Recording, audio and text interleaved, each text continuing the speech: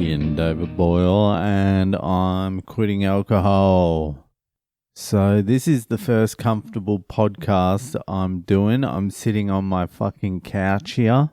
The couch that arrived today that was broken, that has to get sent back and a new one dropped off. The plywood on the side panel has been smashed in somehow. God knows. But we've still got it until they drop the other one off. So I'm here, I'm comfortable. I've got a lamp, so we've got some light here. This is good potting and it's warm. And we've received a pleasant surprise. So the last few days in Boston have been fucking cold, but my house is fucking warm. I haven't had the heater on at all, like zero, for 3 days. I'm walking around the house in like shorts and a t-shirt with no heater on, and I'm trying to work out where the heat's coming from, and I worked it out today. Because I got out of bed today and I'm like, it's still warm. What the fuck is going on? And I walked to the front door and the floor was warm. I'm like, it must be the fucking hot water tank room downstairs. The heat must be coming up from there. So I went down to the basement and I counted the steps to the room where the heater and the hot water tanks are. And it was 15 steps from the stairs, which is my back door, to the heat room, and it's fucking hot in there. Not super hot, but warm. And then I come back upstairs, count out 15 steps, and the hot water fucking room lands bang in the middle of my fucking lounge room. And the size of that room means it takes up like half my lounge room and then the hall and a part of the fucking spare bedroom. So all that heat's coming through and the upstairs must be cranking their heat because it's only happened the last few days since it got cold. So since it's been cold, upstairs must be cranking their heat, which is heating my floor, which is making my apartment warm enough not to even bother with the heater. And the kids are running around in shorts and a t-shirt as well. So that's not a problem at all. Saving fucking money. I don't know how long it's going to last for. I think it was like 5 degrees Celsius yesterday. So I think there's like another fucking 10 degrees down. But I'm going to fucking leave that heater off as long as possible and just rack up the fucking savings. I've got some nice fucking curtains up. These places are very well insulated as well. Like they've got the double pane windows so you can't hear shit outside and not so much of the cold comes in. I just think they're pretty airtight, but I was a little bit concerned about that heat rising.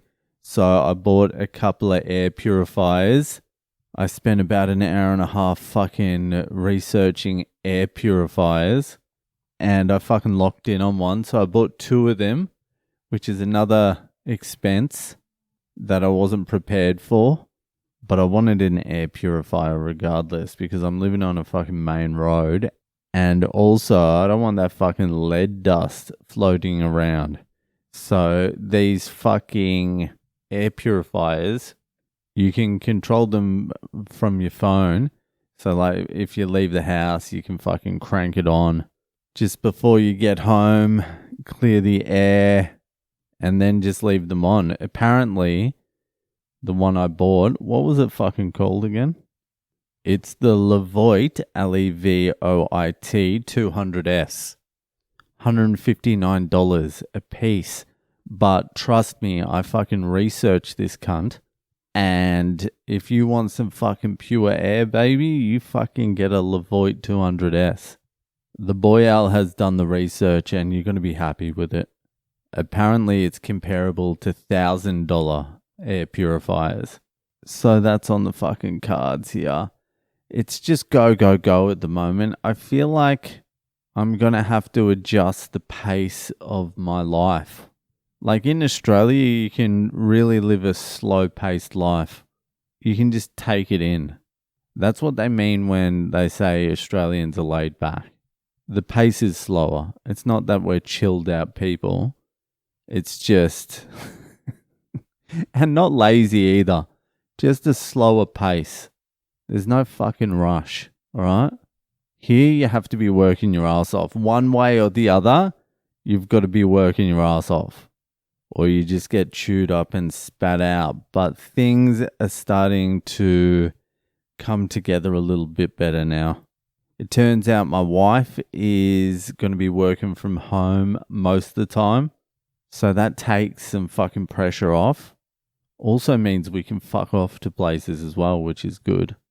Let's spend a week down here. Let's go to Peru. I don't think that will be happening, but you know, there is some flexibility there. And also, I don't have to pick her up and drop her off. Although I've done it the last 2 days, it's not that bad. We went down to watch the Bruins yesterday fucking train at the ice hockey stadium or the ice skating rink. I don't know what they call it. And there were no fucking parks. I thought it was just one of those things where you just rock up, no one's going to be there. It's a training session. Who gives a shit? But it was fucking packed. There was no parks on the street. The car park was fucking full. So I was driving around for fucking 20 minutes. Finally get in there. The Bruins had just finished. And then it was the fucking young kids. They must have been like 10, 11, 12. Something like that. But fuck, it was like mesmerizing watching them. I think ice hockey is going to be my sport. I fucking like it a lot. I actually just really enjoy watching people skate with such fluidity.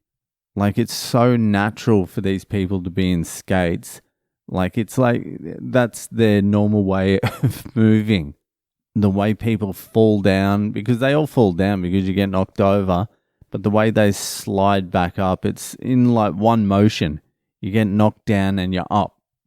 And then the skill and the reflexes and the speed of the game and the physicality, I like it a lot. Anyway, I'm going to try and fucking get to a game at some point.